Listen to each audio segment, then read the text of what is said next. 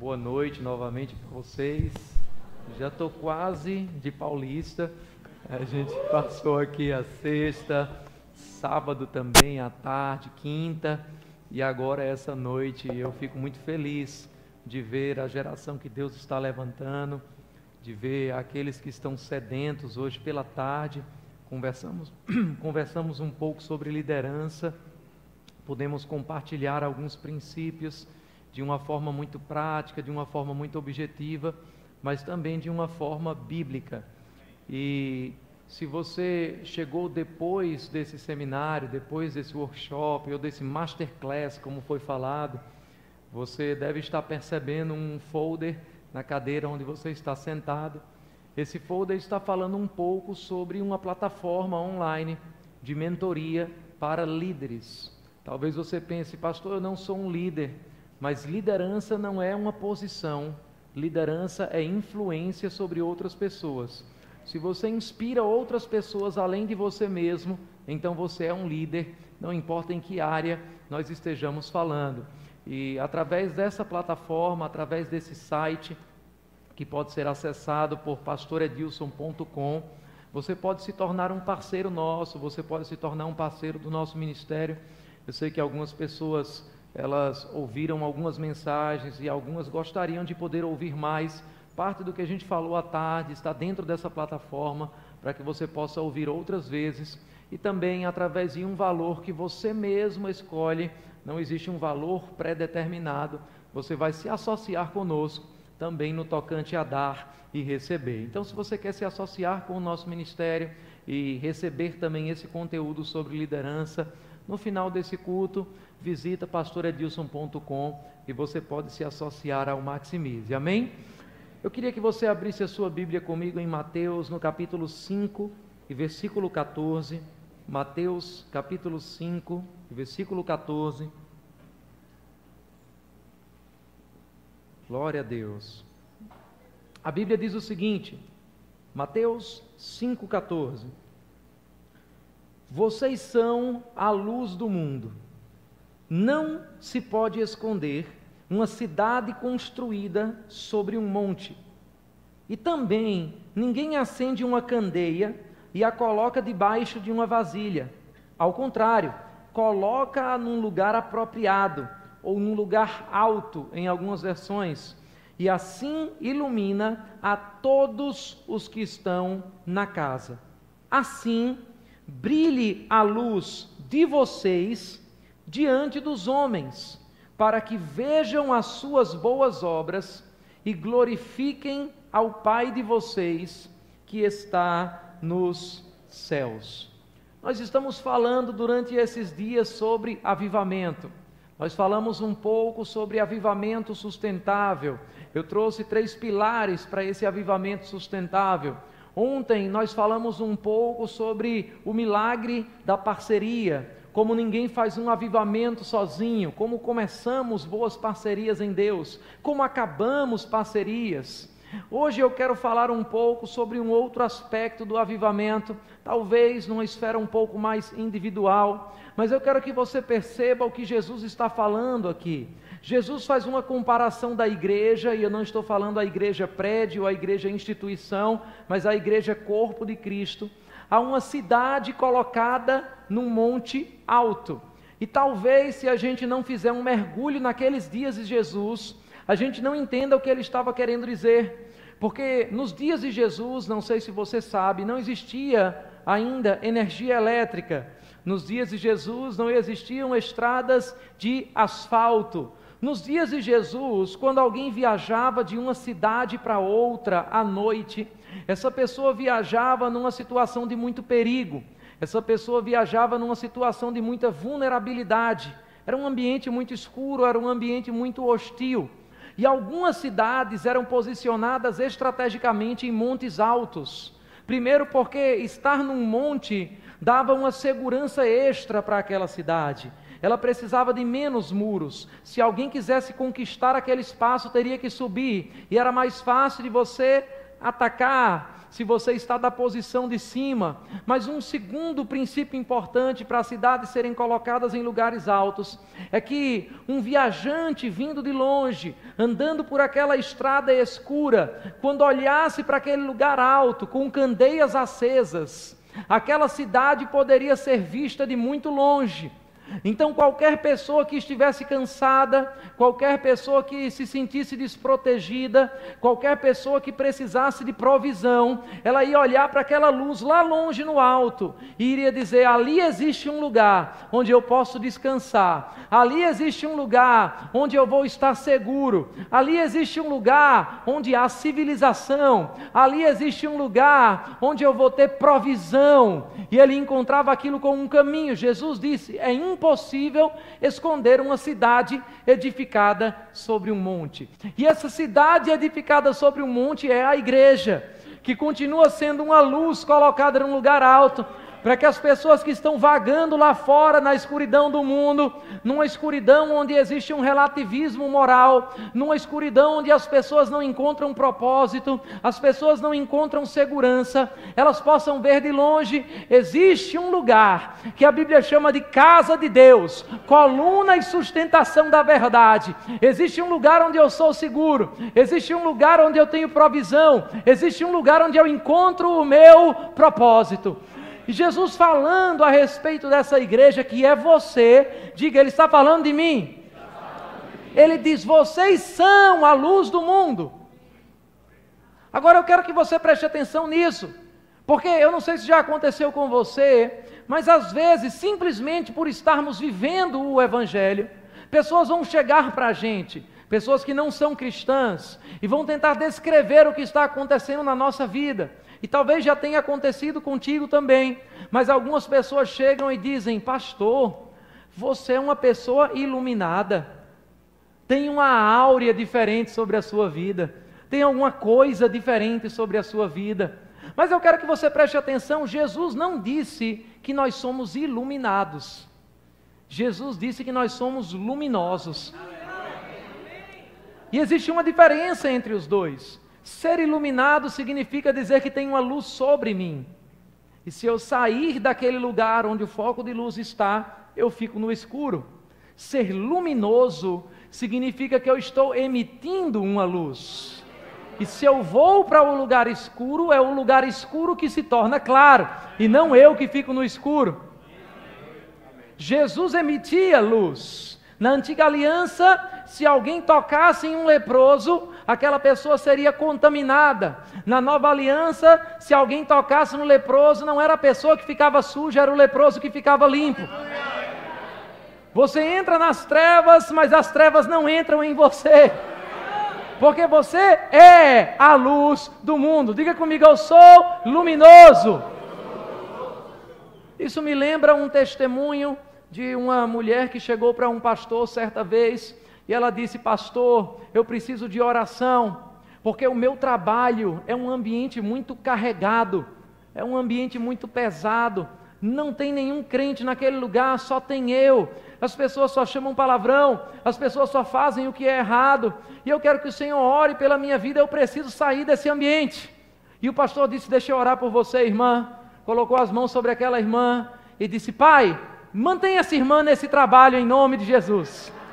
E ela abriu os olhos na hora, ficou olhando para ele, e ele disse: mantenha essa irmã nesse lugar até ela entender que ela é a luz daquele lugar, que ela não está ali por acaso, que ela está ali por um propósito, para que ela possa brilhar e as pessoas, pelas obras dela, possam dar glórias ao Pai dela. E quando aquele lugar se transformar o melhor lugar do mundo, se transformar o lugar mais iluminado com a luz do Evangelho, transfere ela para um lugar mais carregado ainda. Aleluia! Eu quero falar um pouco aqui sobre os agentes iluminados de Deus em um avivamento. Eu quero falar um pouco aqui sobre uma vida relevante, sobre uma vida que não diz respeito somente a você mesmo. Eu quero falar um pouco sobre a importância de sermos luminosos no ambiente onde nós estamos. É fácil ser luminoso aqui na igreja, mas eu estou falando sobre ser luminoso na sua universidade. Eu estou falando sobre ser luminoso na sua empresa. Eu estou falando sobre ser luminoso no meio da sua família. Eu estou falando sobre ser luminoso com aquele parente incrédulo, perverso e cheio de pecado. Eu estou falando sobre você brilhar bem no meio das trevas. Aleluia! Isso significa avivamento. Vida relevante ou vida luminosa é uma vida que se vive de dentro para fora. Porque o mundo vive de fora para dentro. Ouve coisas, absorve aquilo e vive aquilo. Nós vivemos de dentro para fora. Nós ouvimos as coisas do mundo, mas uma verdade de dentro salta ainda mais forte e faz o mundo ao nosso redor ser transformado. Uma vida relevante é uma vida que é vivida por aquilo que é importante, não por aquilo que é necessário, não por aquilo que é urgente, não por aquilo que é a pressão das pessoas. Nós vivemos hoje uma sociedade que cede às pressões da opinião dos outros. Nós vivemos hoje uma sociedade que muitas vezes tem sacrificado a verdade no altar da tolerância. Deixa eu dizer uma coisa para você. Você já parou para perceber que muitas vezes os valores que nós estamos exaltando não são valores na palavra de Deus? Vou te falar uma coisa que talvez escandalize alguns. A Bíblia em nenhum momento elogia a tolerância. Nem existe essa palavra na Bíblia. É uma palavra do sistema do mundo. Agora, Jesus critica uma igreja em Apocalipse que foi tolerante com o pecado. Na verdade, muitas vezes, aquilo que a gente está fazendo, achando que é um temor a Deus, é um temor a pessoas. Porque o amor, ele vai expor a verdade.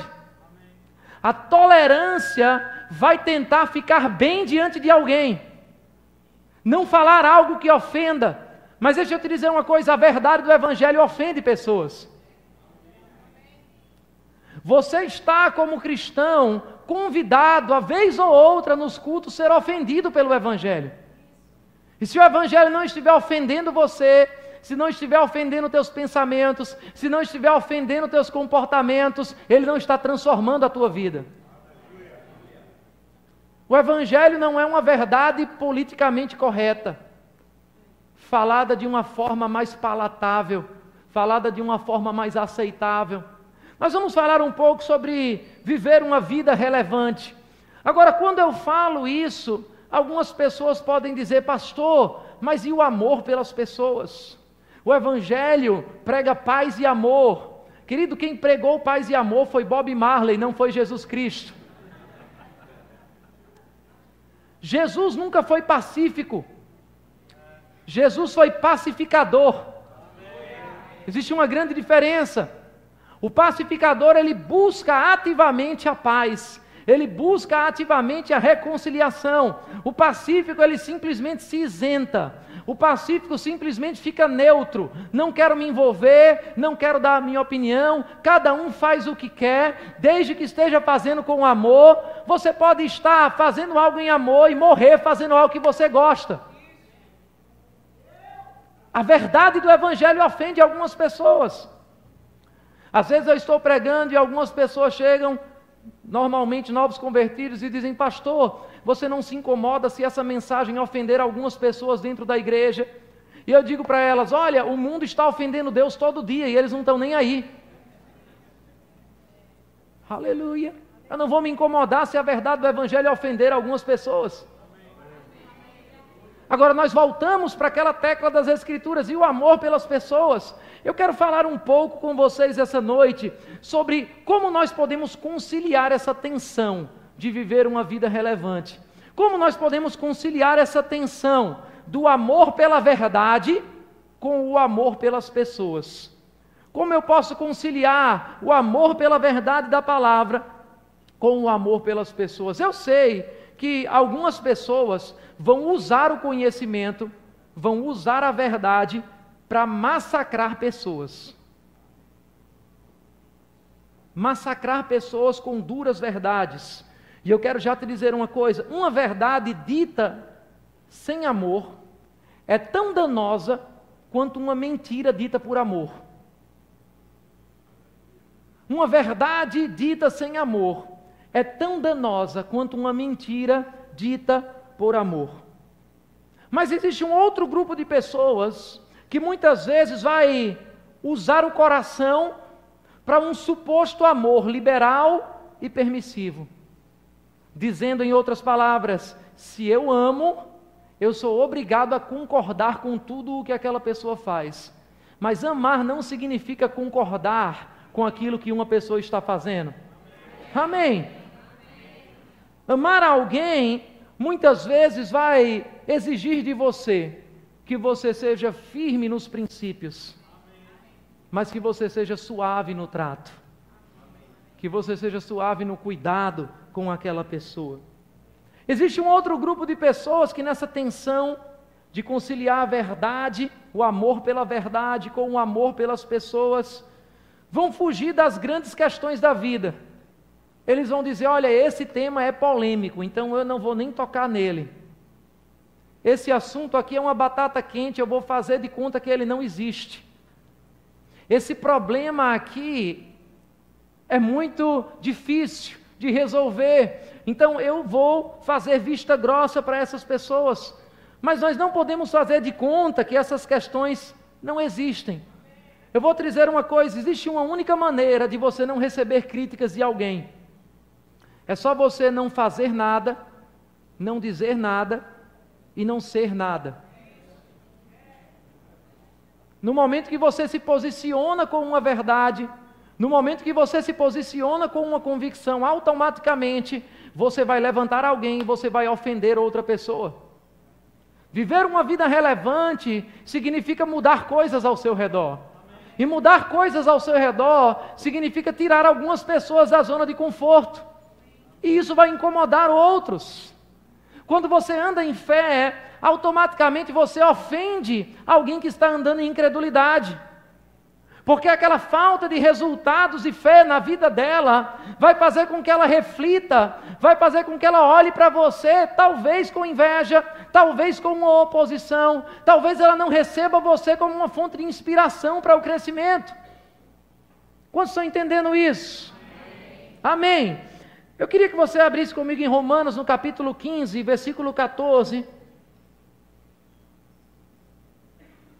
Precisamos aprender a conciliar o amor pela verdade com o amor pelas pessoas. Romanos capítulo 15,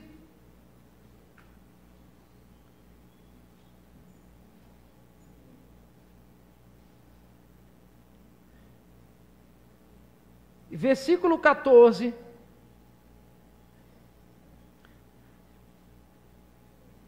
O apóstolo Paulo diz: meus irmãos, eu estou convencido que vocês estão cheios de bondade e plenamente instruídos, sendo capazes de aconselhar-se uns aos outros, ou de corrigir-vos uns aos outros, ou de admoestar-vos uns aos outros. O que o apóstolo Paulo está dizendo aqui? Ele está dizendo: olha, eu sei que você está preparado para corrigir uma outra pessoa. Quando é que você está preparado para corrigir alguém? É quando você tem bondade e conhecimento. Deixa eu te explicar isso. Bondade sem conhecimento vai gerar libertinagem. Conhecimento sem bondade vai gerar tirania. Bondade com conhecimento vai gerar libertação. Paulo disse: eu estou bem certo que vocês estão cheios de bondade e cheios de conhecimento. Antes de corrigir alguém, antes de estar certo, tente estar com o coração certo para corrigir. Bem intencionado para corrigir aquela pessoa. Bem intencionado para trazer a verdade para aquela pessoa. Eu já fui corrigido por pessoas que eram muito duras comigo. Mas mesmo com aquela dureza no discurso, por dentro eu sentia uma gratidão enorme, porque eu podia olhar nos olhos daquelas pessoas e dizer: essas pessoas estão me amando, Essas pessoas estão falando a verdade porque elas querem me ver crescer, não é porque elas querem se mostrar superiores, não é porque elas querem se mostrar melhores do que eu. Mas nós achamos que correção é algo ruim nas nossas vidas, quando na verdade é impossível você viver uma vida relevante sem ser corrigido. É impossível você viver uma vida luminosa sem corrigir outras pessoas. Às vezes somente o que você está fazendo já vai ofender e corrigir alguém que está olhando para você e dizendo: eu preciso andar de uma forma diferente, eu preciso agir de uma forma diferente.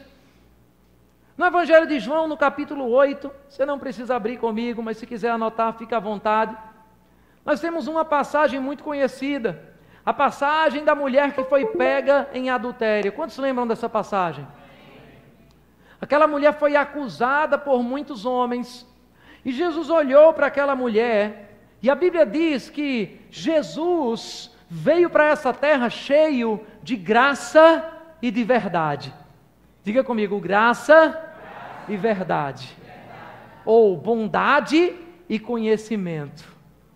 E a Bíblia diz que cheio de graça e verdade, Jesus olhou para aquela mulher e disse: onde estão os teus acusadores?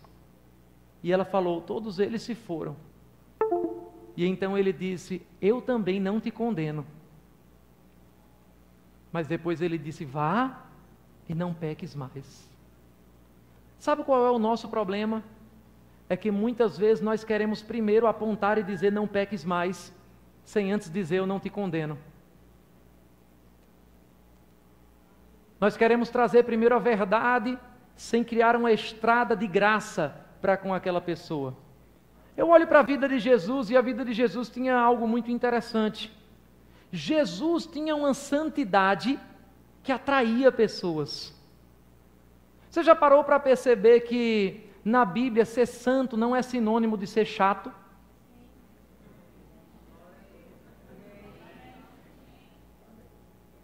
Muitas vezes no mundo hoje, quando alguém diz que é santo, os pecadores não querem estar perto, não querem interagir, mas Jesus era diferente. Jesus tinha uma vida santa, mas o pecador Zaqueu, por exemplo, que subiu numa árvore somente para ver Jesus passar, ele não queria evitar Jesus, ele queria ter um contato com Jesus, ele queria ter um relacionamento com Jesus. Viver uma vida relevante é o que eu declaro que você vai estar vivendo nesses dias, uma vida de santidade que vai atrair o pecador, porque antes de passar a verdade para aquela pessoa, você inundou aquela pessoa de graça, você inundou aquela pessoa de bondade, e aquela pessoa vai dizer: eu não sei ainda o que é, mas eu gosto de estar perto de você, eu gosto de ouvir você, eu gosto de ver aquilo que sai da tua vida. Aleluia, eu gosto de ter um relacionamento. Precisamos desenvolver essa santidade que atrai. Jesus andou com graça e verdade. Mais uma vez, verdade sem graça é opressão.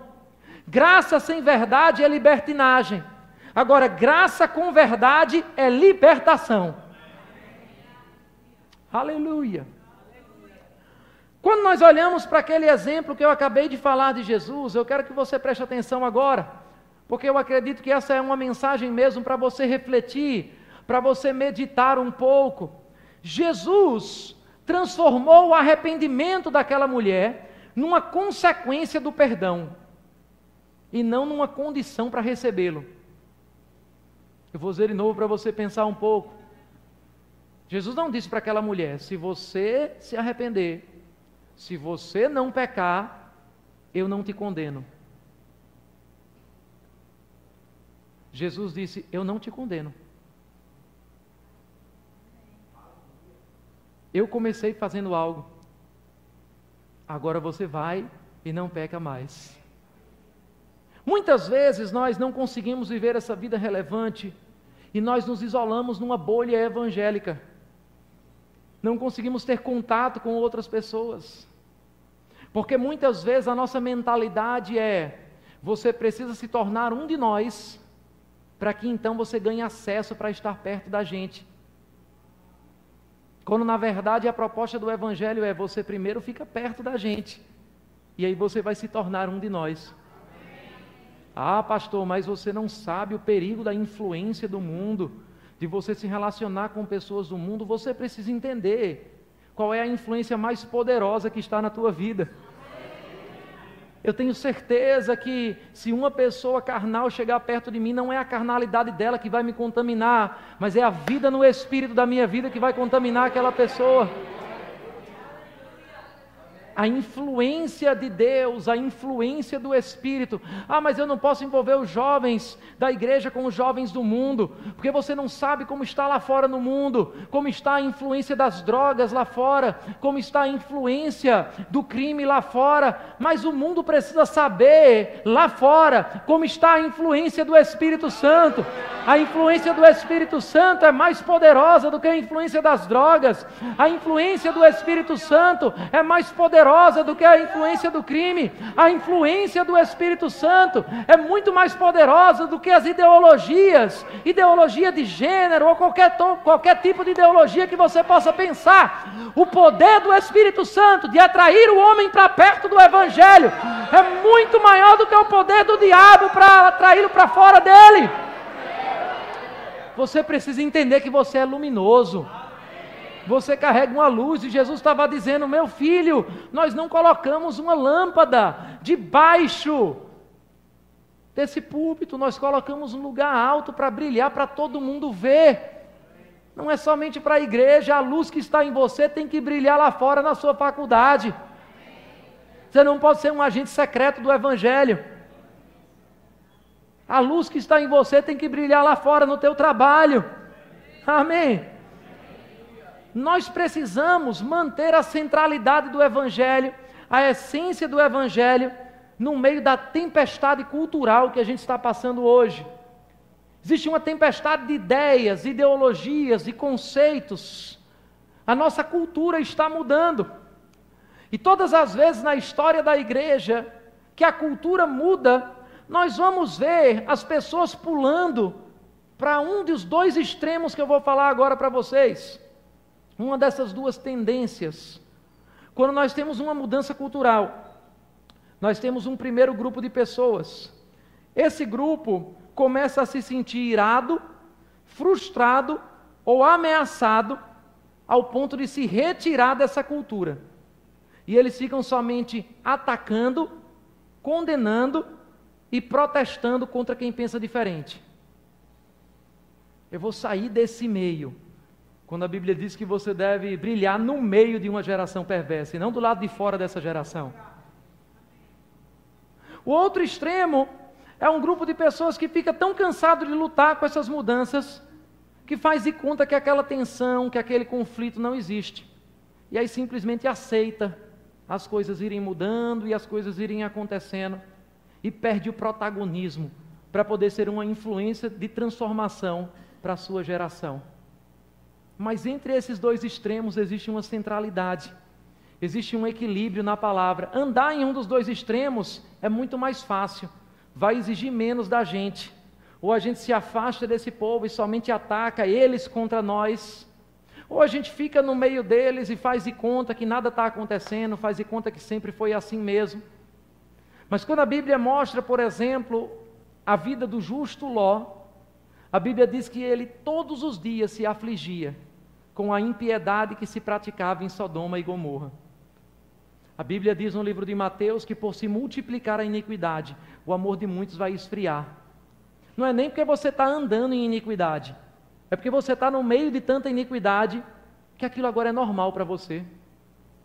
Você está no meio de tanta mentira que você nem mente, mas você acha que é normal uma mentirinha, não tem nada demais.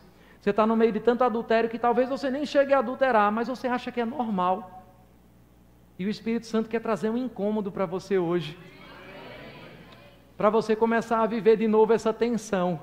Não é para você sair do meio deles. Quando Jesus orou pelos discípulos, ele disse: eu não os peço, não peço que os tires do mundo, mas que os livres do mal.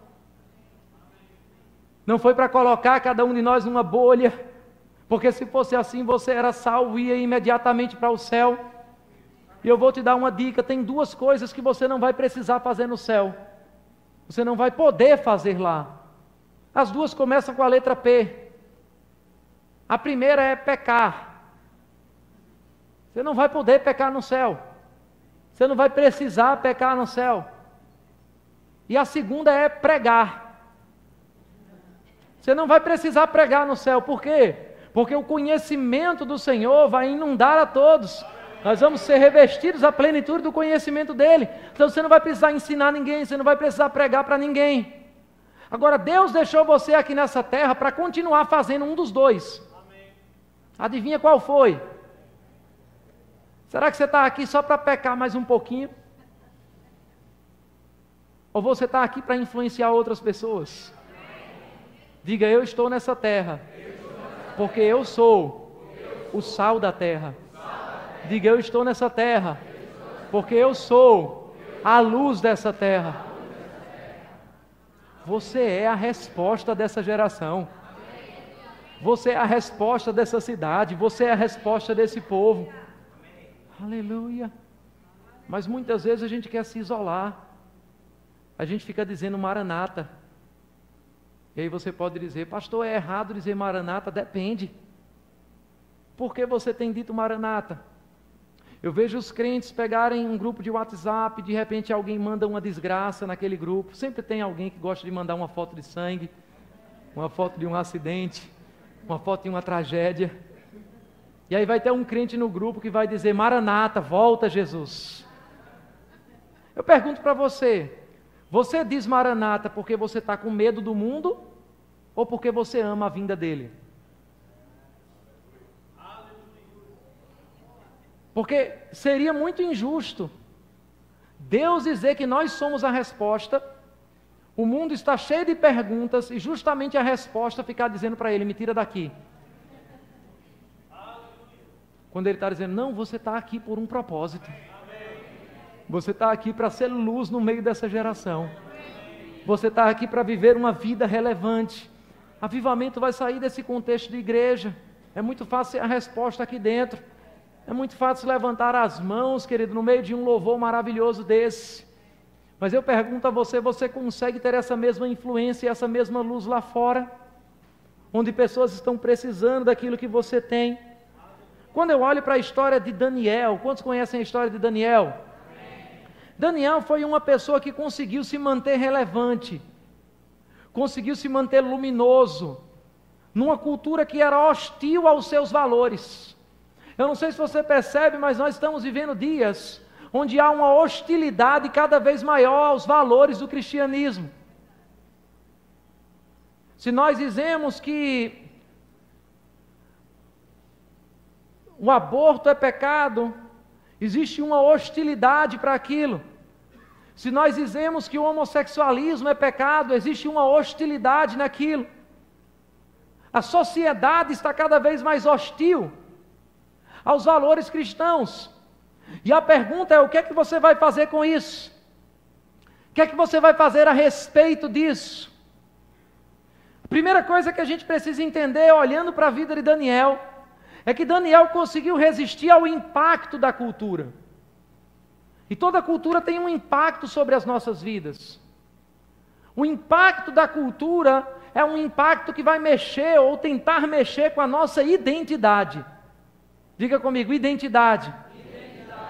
Você vai perceber isso na história dele. Eu não vou ler todos os versículos, mas quando Daniel saiu da sua terra, da terra de Jerusalém, para a terra da Babilônia, a primeira coisa que fizeram com Daniel foi mudar o nome dele.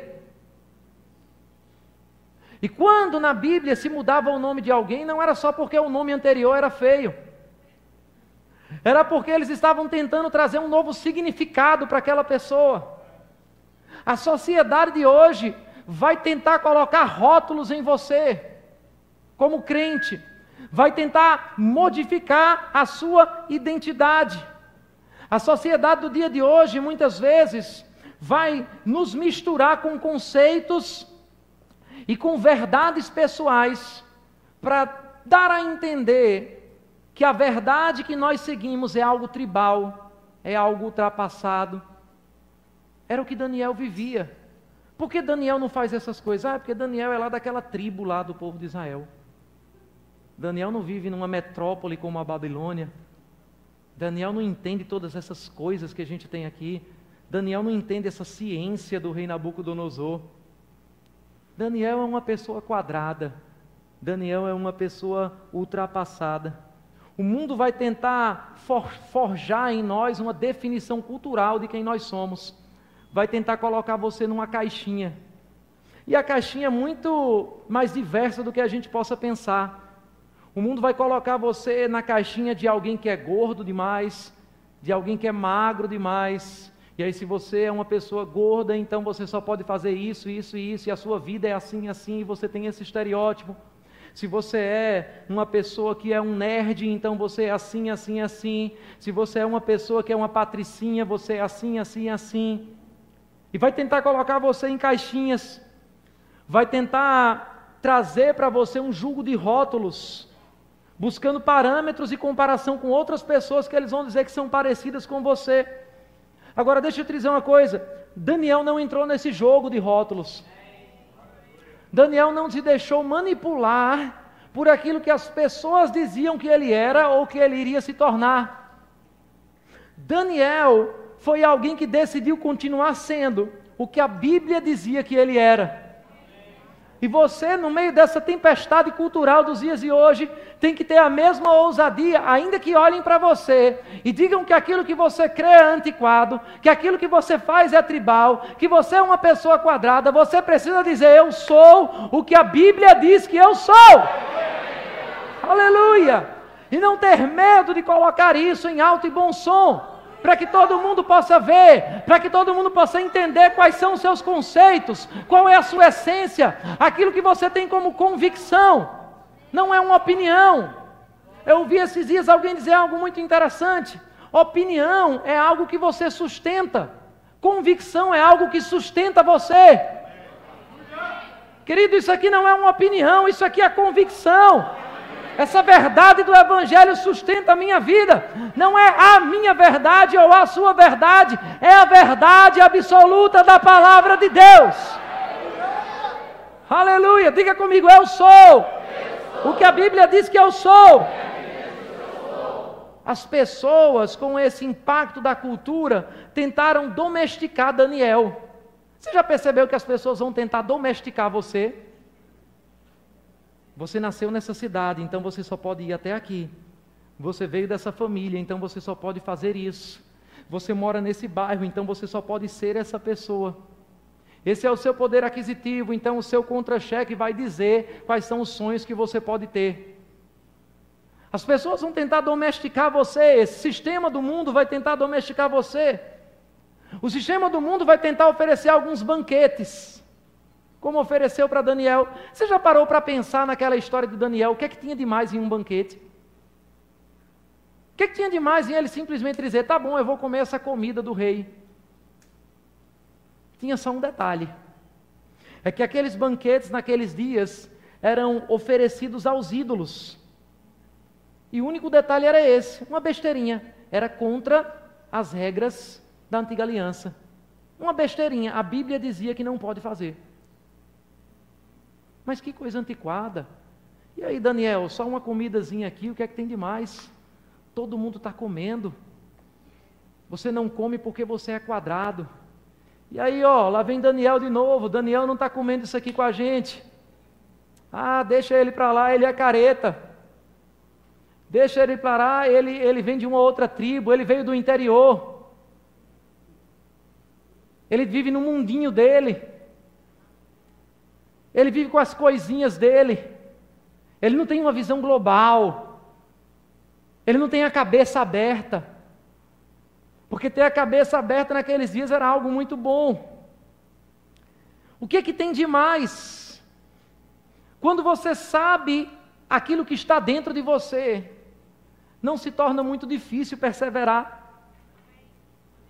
Daniel viveu por 3 anos.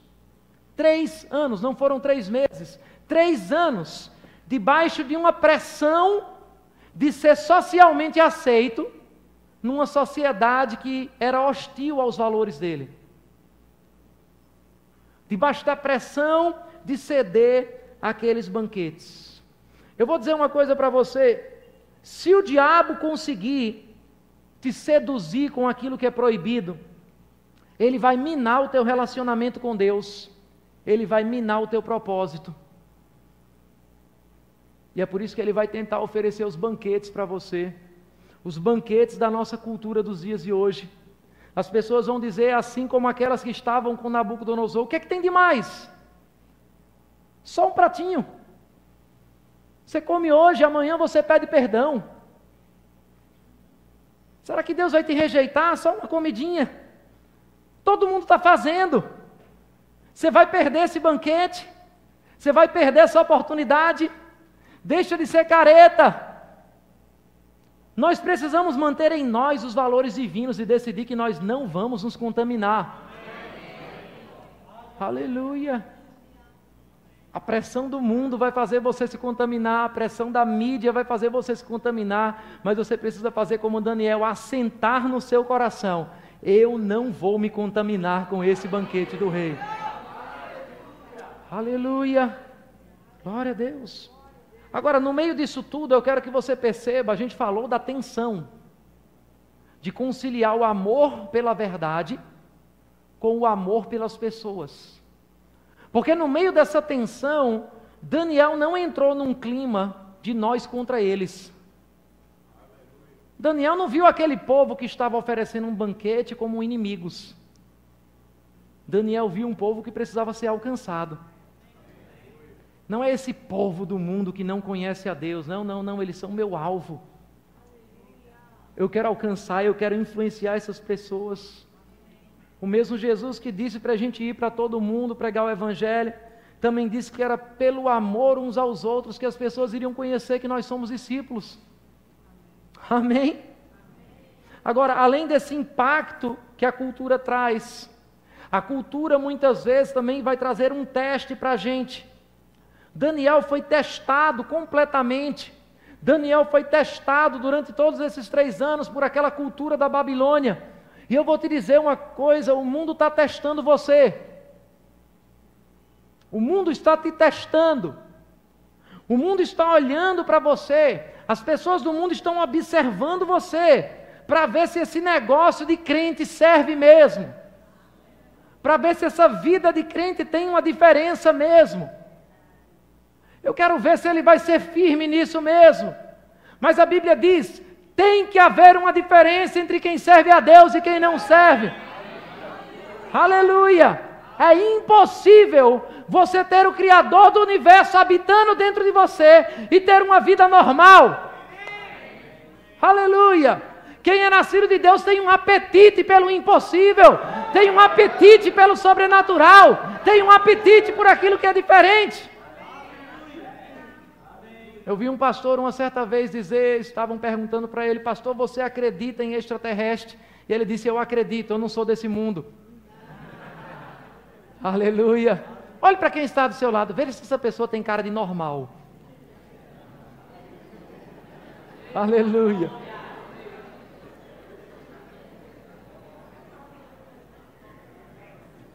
Fica comigo: eu não sou normal.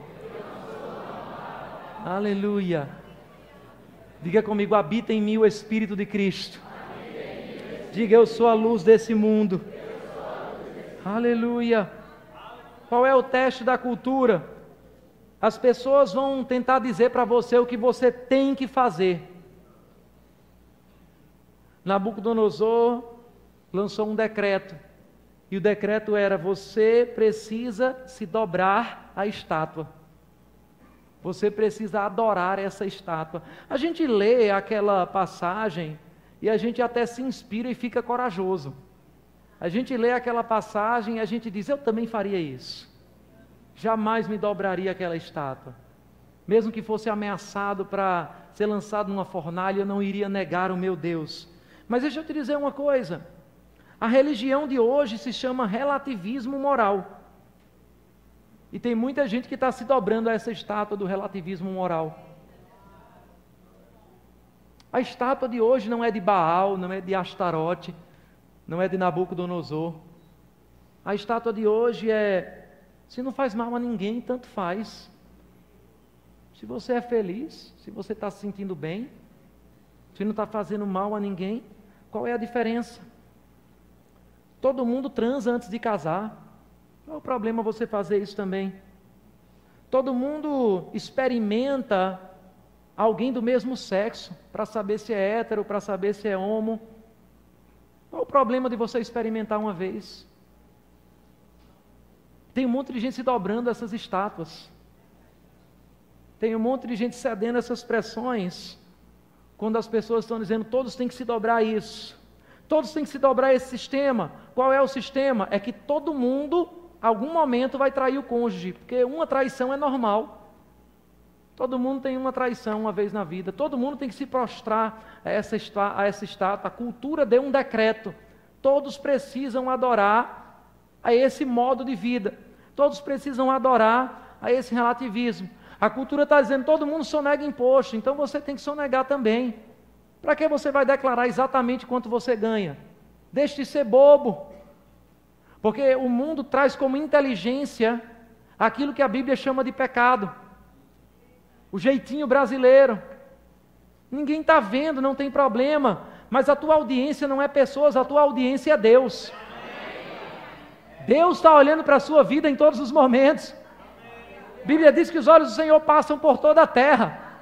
E está procurando apenas um coração íntegro, inteiro diante dele. Para quê? Para se mostrar forte para essa pessoa. Aleluia! Eu pergunto a você, a que estátua você está cedendo?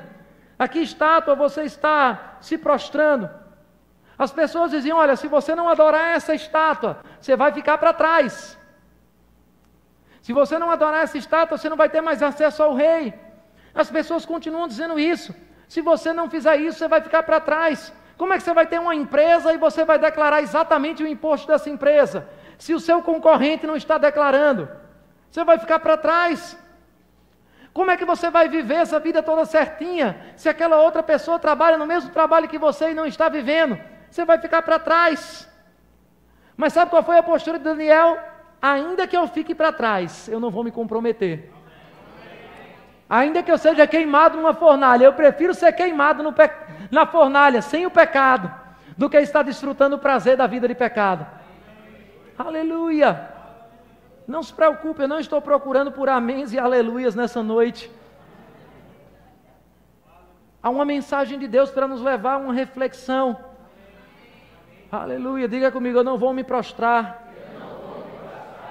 Eu lembro quando eu ainda trabalhava no secular, eu fui convidado para um hospital, ganhava muito bem, só tinha um probleminha. A diretoria do hospital queria que eu assinasse alguns internamentos que não existiam. Deixa eu te dizer, tem momentos que é melhor você perder ganhando do que você ganhar perdendo. Aleluia. É melhor você ser demitido às vezes do que você viver no ganho da impiedade. Aleluia. Nosso Deus tem a capacidade de fazer um milagre naquilo que seria uma vergonha para o mundo.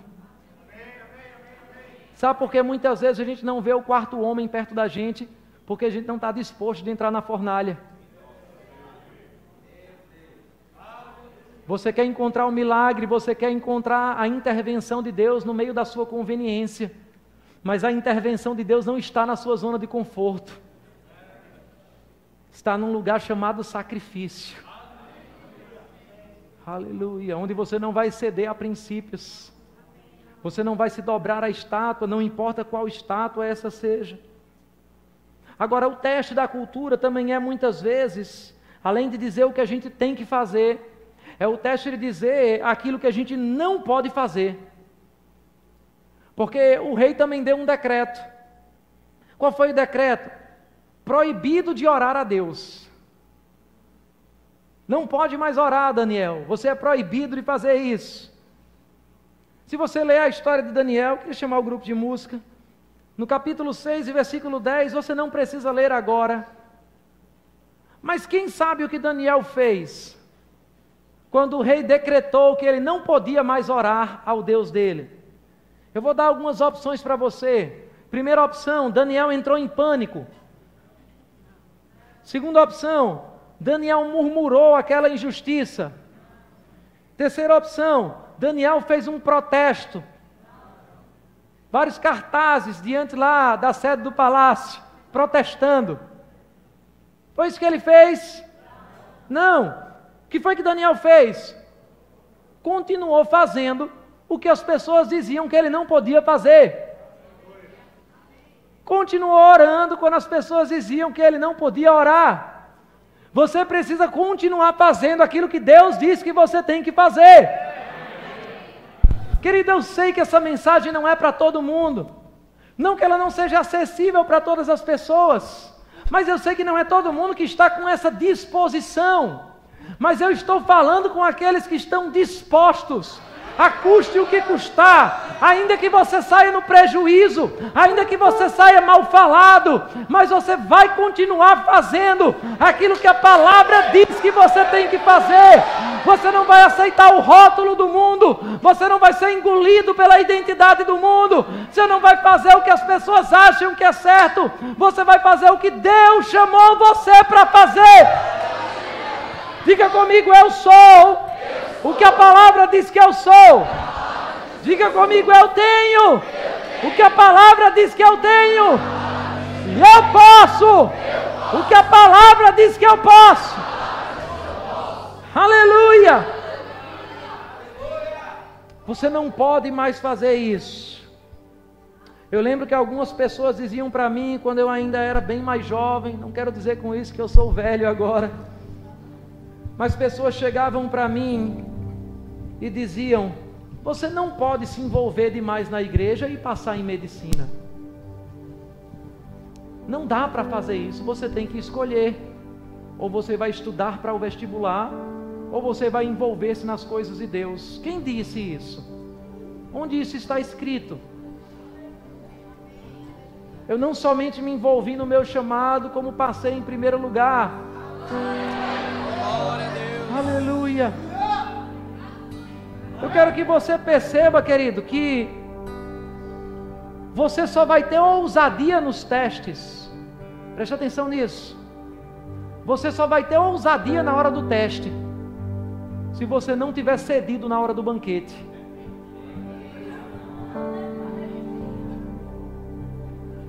Você só vai ter ousadia na hora do teste, se você não tiver cedido na hora do banquete.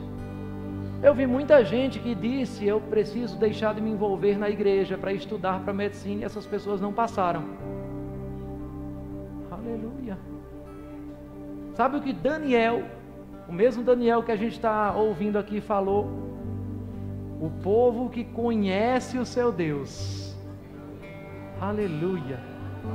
Eu estou falando para um grupo de pessoas que conhece Deus. Eu não estou falando para quem ouviu falar sobre Deus. Eu estou falando para quem conhece. Eu estou falando para quem experimentou. Provar e ver de que o Senhor é bom. Eu estou falando para aqueles que provaram. A Bíblia diz: o povo que conhece o seu Deus se levanta e faz proezas. Chegou a hora de você ser luz.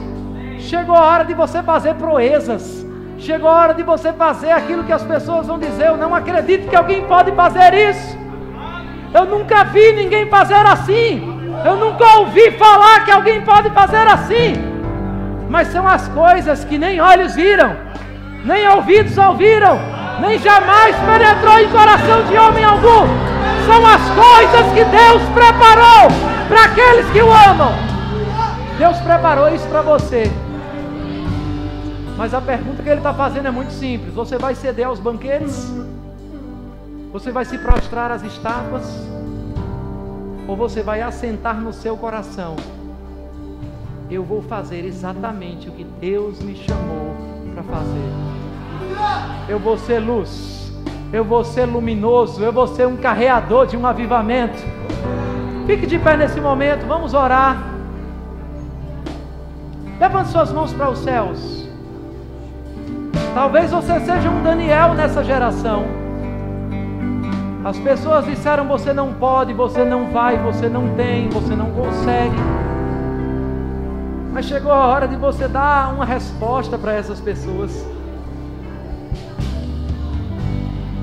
Chegou a hora de você se misturar, mas não para se contaminar, se misturar para influenciar. Feche seus olhos. Vamos orar um pouco ao Senhor.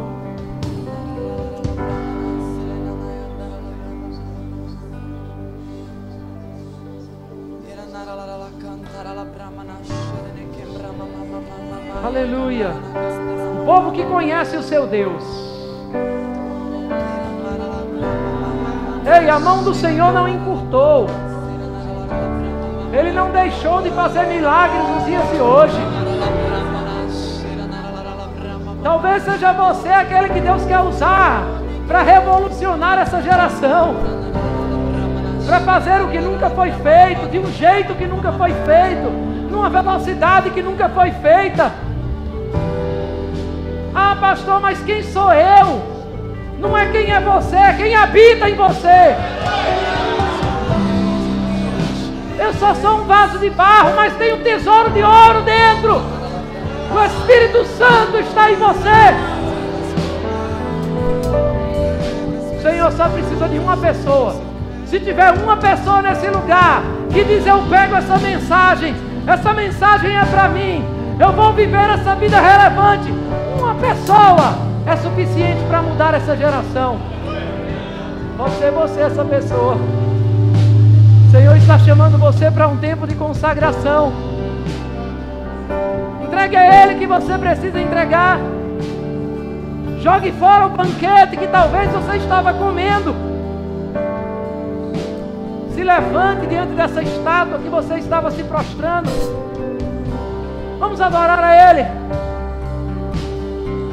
Aleluia!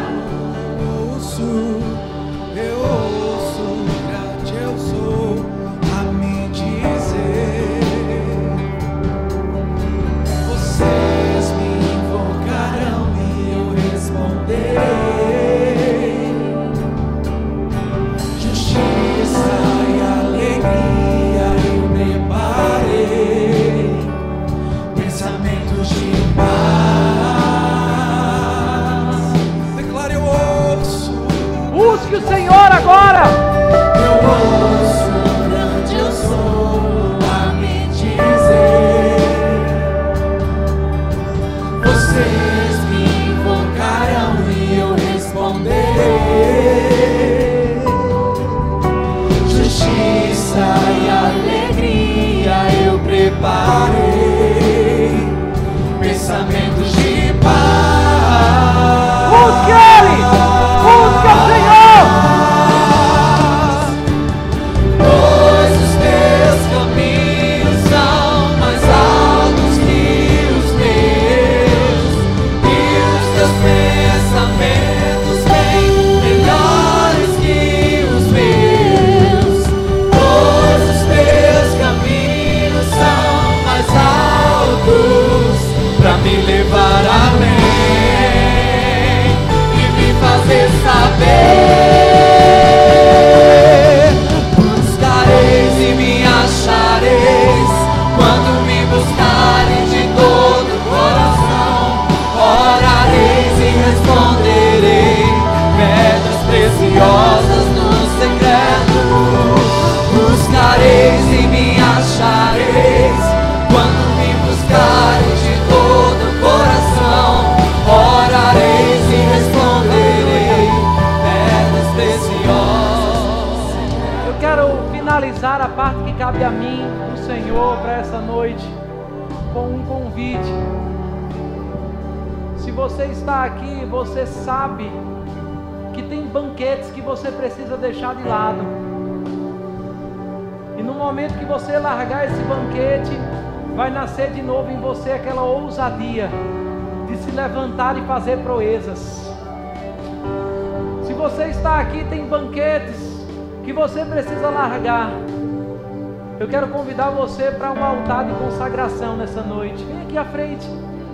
E se você quiser ficar de joelhos aqui à frente. Ah, mas o que é que as pessoas vão achar? Você tem certeza que a coisa mais importante agora é a opinião dos outros? A coisa mais importante é o que Deus vai fazer com você nessa noite.